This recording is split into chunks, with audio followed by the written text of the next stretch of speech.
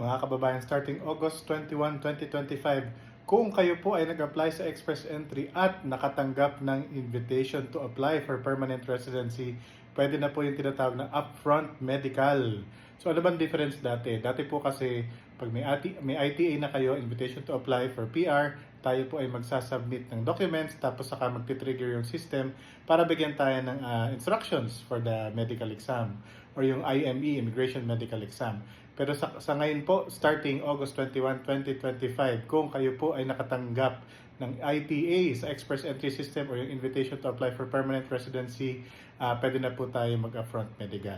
Na-extend din po until October 2029, yun po tinatawag na IME exemption kung kayo po ay nag-medical na in the last 5 years at kayo po ay naninirahan sa Canada. So, but in some cases, may mga clients pa rin po kami na hinahanapan pa rin ng medical. Depending if you were low risk or high risk nung inassess kayo ng first medical ninyo. Ayan po, sana po nalinawan kayo. Ito po ulit si Kuya Mikmik, ang inyong immigration consultant. Follow us for more.